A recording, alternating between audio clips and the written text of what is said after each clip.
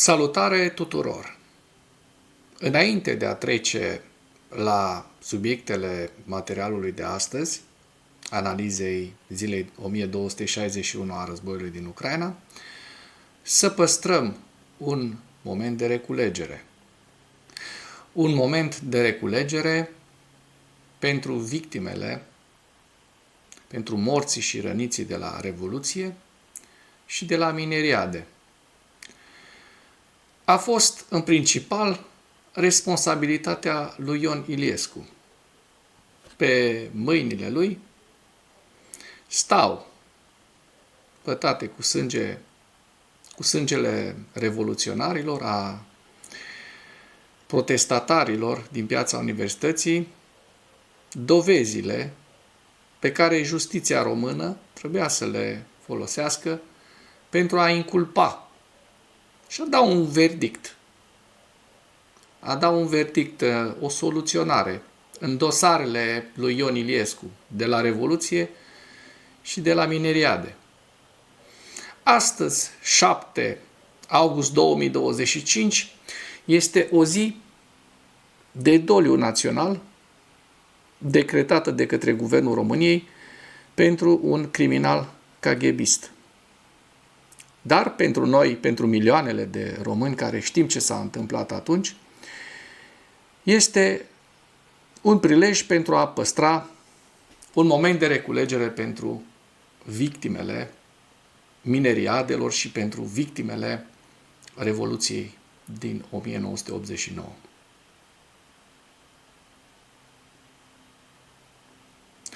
Mulțumesc! Și acum să trecem la subiectele principale ale analizei noastre de astăzi. Donald Trump spune că există șanse mari să se întâlnească în curând cu Putin. Trump impune o taxă suplimentară de 25% Indiei pentru achiziționarea de petrol din Rusia. Dronele ucrainene atacă o rafinărie de petrol și o unitate militară în regiunea Krasnodar din Rusia. Incendiile fac ravagii. Președintele Trump are toate cărțile pentru a opri războiul Rusiei împotriva Ucrainei, acum trebuie doar să le folosească. Spune o analiză a celor de la Kyiv Independent. La final vă prezint hărțile Institutului pentru Studiul Războiului, cât și ale Deep State. Donald Trump spune că există șanse mari să se întâlnească cu Putin. Președintele american a declarat acest lucru în timpul unei conferințe de presă la Casa Albă. Am decis că am avut o conversație foarte bună cu Putin astăzi și există șanse mari să putem finaliza această călătorie lungă și continuă, dar există șanse mari ca întâlnirea să aibă loc foarte curând. Nu vă pot spune exact. Am fost dezamăgit înainte, dar am ajutat la rezolvarea a 5 războaie. În același timp, Trump a declarat că întâlnirea trimisului său special, Steve Witkoff, cu Putin la Kremlin a decurs foarte bine, dar nu a putut să o numească o descoperire importantă. Așa că eu cred că omul ăsta ori este naiv, crezând că se va înțelege cu Putin, ori știe ceva și vom vedea în analiza celor de la Kyiv Independent ce știe și ce cărți, ce aș are în mână în acest moment Donald Trump. Trump a mai spus că există o bună perspectivă ca președintele Zelensky și Putin să convină asupra unei întâlniri. Acesta a repetat încă o dată că mii de oameni mor în războiul Rusiei împotriva Ucrainei și că dacă ar fi fost președinte, acest război nu ar fi început. Bullshit. Trump impune o taxă suplimentară de 25% Indiei pentru achiziționarea de petrol din Rusia. Donald Trump a semnat un ordin executiv care impune această taxă asupra importurilor din India. Acest lucru este menționat într-un comunicat al Casei Albe. Conform ordinului, o astfel de rată tarifară va fi aplicată mărfurilor care intră pe piața americană începând cu orele 0 și 1 minut la 21 de zile de la data publicării ordinului. Măsura în cauză se referă la importurile din India de bunuri legate de petrolul rusesc. Ordinul face parte din strategia SUA de a pune presiune asupra țărilor care continuă să comercializeze petrol din Rusia, în special petrolul produs în Federație. După cum s-a menționat, India, unul dintre cei mai mari importatori de petrol rusesc, care de curând a depășit în importuri China, este în prezent supusă acestor sancțiuni. Decizia lui Trump prevede de asemenea o monitorizare suplimentară și posibilitatea de a modifica măsurile de presiune economică în funcție de evoluția situației pe scena internațională.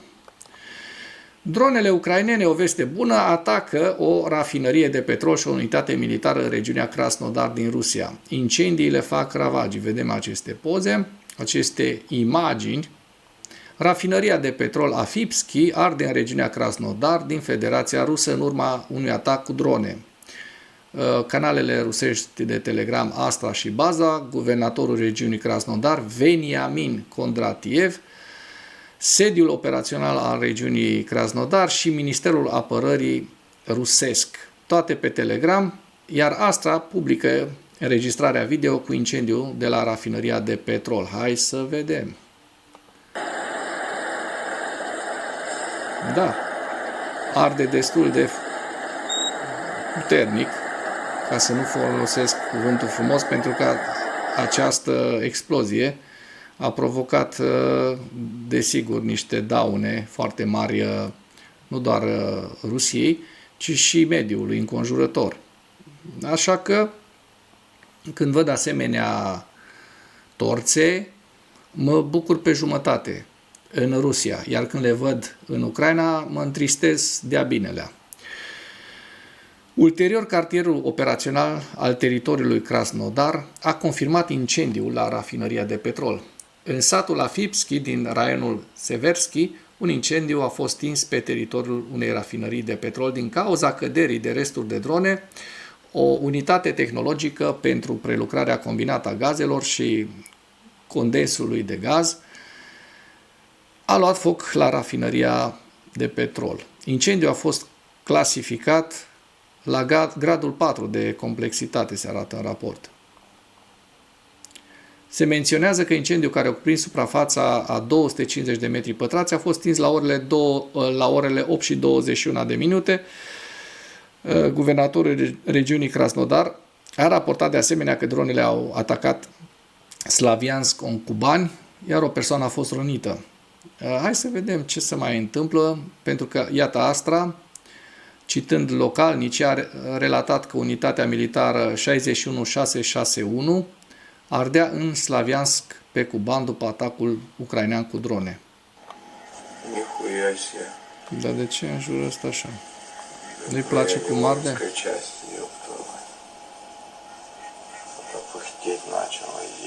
De fapt, da, a poluat o întreagă așezare, o întreagă localitate. Da, când cad rachetele rusești și dronele rusești pe blocurile ucrainene, nu văd pe nimeni în Rusia să protesteze.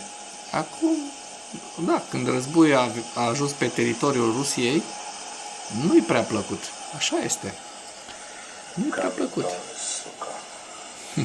Înjurături, recunoașteți probabil Nihuia, Suca. Bun, mergem să vedem cealaltă imagine a celor de la Baza. Imaginile sunt blurate, probabil pentru a nu se dezvălui locația exactă. Dar nu se poate observa foarte bine din aceste imagini. În plus, potrivit lui Kondratiev, atacul dronei a fost respins în apele din apropierea orașului Novorossiysk.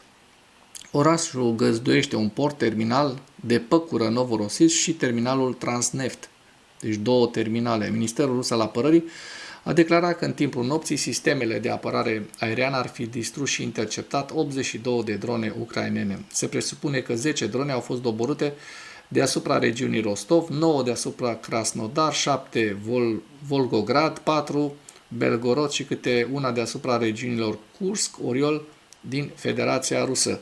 De asemenea, se presupune că 31 de drone au fost distruse deasupra apelor Mării Azov, 8 deasupra apelor Mării Negre și 11 deasupra Crimeei ocupate temporar. Hai să vedem totuși pierderile rusești în ziua 1261 a războiului din Ucraina și vedem că la data de 7 august rușii au pierdut 1040 de militari, 4 tancuri, 4 vehicule blindate de luptă, 47 de piese de artilerie și un lansator de rachete. Lista cu pierderile rusești o găsiți în această imagine. Iată un articol foarte interesant. Președintele Trump are toate cărțile pentru a opri războiul Rusiei împotriva Ucrainei, spun jurnaliștii de la Kyiv Independent, acum doar trebuie să le folosească. Președintele Trump a anunțat pe 14 iulie că este în sfârșit gata să furnizeze arme suplimentare Ucrainei și să impună noi tarife Rusiei în termen de 50 de zile până pe 2 septembrie dacă președintele Putin nu își încetează războiul ilegal de agresiune și teroare din Ucraina. Acesta a oferit Rusiei un cec în alb pentru încă 50 de zile de moarte și distrugere fără sens. Drept urmare, nu au fost impuse restricții Moscovei. Pe 28 iulie, însă Trump s-a răzgândit și a ascultat termenul limită unilateral. O zi mai târziu, în timp ce zbura spre casă din Scoția, președintele a declarat că Rusia are la dispoziție exact 10 zile pentru a-și opri războiul. Toate privirile sunt acum țintite asupra datei de 8 august, adică mâine, în ziua de vineri. Până acum acest lucru nu pare să-l influențeze pe Putin, care continuă să arunce tot mai multe rachete asupra ucrainenilor nevinovați, sfidând șmecheriile lui Trump. Ucraina poate folosi cu siguranță tot ajutorul militar defensiv și ofensiv pe care îl poate primi de la SUA și aliații NATO, chiar dacă asta înseamnă că Ucraina trebuie să cumpere arme americane prin intermediul țărilor NATO pentru a menține securitatea Ucrainei, așa cum preferă președintele Trump și cum prefigurează acordul comercial privind mineralele dintre SUA și Ucraina. Totuși, Trump mai are două cărți cu miză mare de jucat, care nu numai că îi pot consolida propria poziție de negociator și prestigiul, dar mai important pot ajuta Ucraina în același timp sancțiuni mai dure împotriva Rusiei și transferuri de active rusești înghețate către Ucraina. Dacă președintele dorește cu adevărat să pună capăt războiului și să negocieze de pe poziția de forță împotriva dictatorului rus, atunci prima sa carte de jucat sunt sancțiunile economice și aplicarea strictă a acestora împotriva Rusiei și a aliaților săi în temeiul legii internaționale privind puterile economice în situații de urgență. A doua sa carte de vizită este noua autoritate acordată președintelui de către Congres anul trecut de a confisca și transfera toate activele suverane înghețate ale Rusiei aflate inactive în sistemul financiar american. El poate începe cu 5 miliarde de dolari imobilizați de către Federal Reserve, de către Rezerva Federală.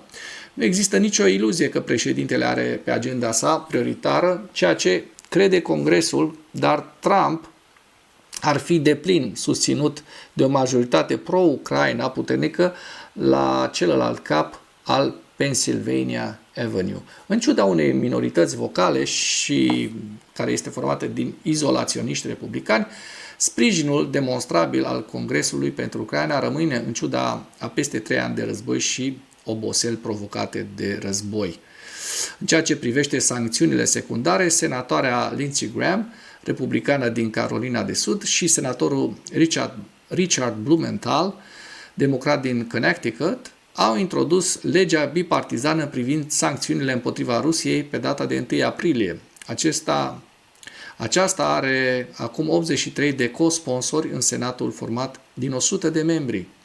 Trump a cochetat cu susținerea ei, dar liderul majorității din Senat, John Thune, republican care nu va permite un vot fără binecuvântarea prealabilă a lui Trump, iar în Cameră există un proiect de lege însoțitor introdus de Brian Fitzpatrick, republican din Pennsylvania, și Mike Quigley, democrat din Illinois, care până în prezent are 88 de co-sponsori bipartizani.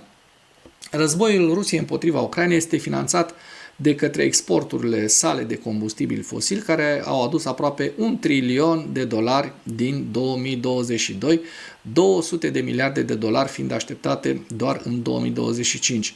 Kremlinul continuă să canalizeze aproximativ jumătate din aceste venituri, aproximativ 500 de miliarde de dolari către armata sa.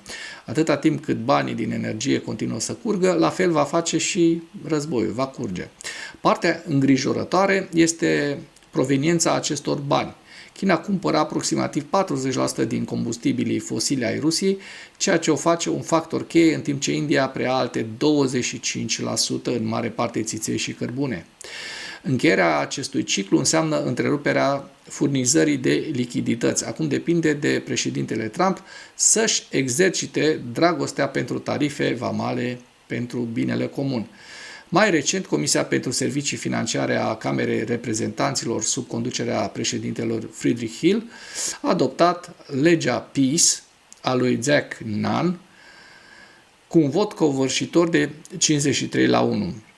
Nu numai că include noi sancțiuni secundare specifice asupra băncilor străine și a sectorului energetic rusesc, dar conține și un proces accelerat de autorizare a secretarului trezoreriei de a transfera active rusești blocate din sistemul financiar american către fondul de sprijin pentru Ucraina, atât în scopuri economice cât și militare. Până la 50 de miliarde de dolari din fondurile rusești de aici ar putea fi folosiți pentru a ajuta Ucraina acum. Președintele are 2 aturi de jucat până pe 8 august. Dacă vrea cu adevărat să oprească crimele fără sens prin negocierea păcii dintr-o poziție de forță, poate folosi ordine executive fără a aștepta Congresul, dar are și un sprijin puternic bipartizan din partea Congresului pentru a acționa cât mai curând posibil. Jucându-și acum cele 2 cărți, poate ajuta Ucraina simbolic și substanțial. Președintele Trump îl poate determina pe Putin să plătească sancțiuni financiare severe pentru războiul său ilegal, toate acestea fiind fără costuri pentru contribuabilii americani. Și foarte interesantă analiză, vă las și link-ul în comentarii și vom vedea dacă se va întâmpla acest lucru, dacă într-adevăr Trump vrea să facă pace și va reuși să facă pace. Acum trecem la hărțile Deep State, ale analiștilor Deep State, să vedem avansurile rusești, pentru că astăzi au fost publicate hărțile pentru data de 6 august. Am dat un ochi înainte peste ele, nu vă ascund, nu arată foarte bine. De-aia ar fi bine cât mai curând să se oprească acest război, să se semneze o încetare a focului. Vedem că în zona Zaporojie, în această zonă, rușii au reușit un avans mic, într-adevăr, la vest de Novodarivka. Este vorba de aproximativ 2 km pătrați, deci nu este un avans mare în zona Zaporojie, dar dacă mergem către Nipru, în zona Niprului, vedem că deja aici rușii, într-adevăr, au niște avansuri destul de mari și vedem aceste 2 zone. Eu le-am estimat în total undeva la 10 km pătrați, la sud de Udașne și la vest de Novomicolaivka sunt aceste 3 zone în care rușii au avansat. Dacă mergem mai la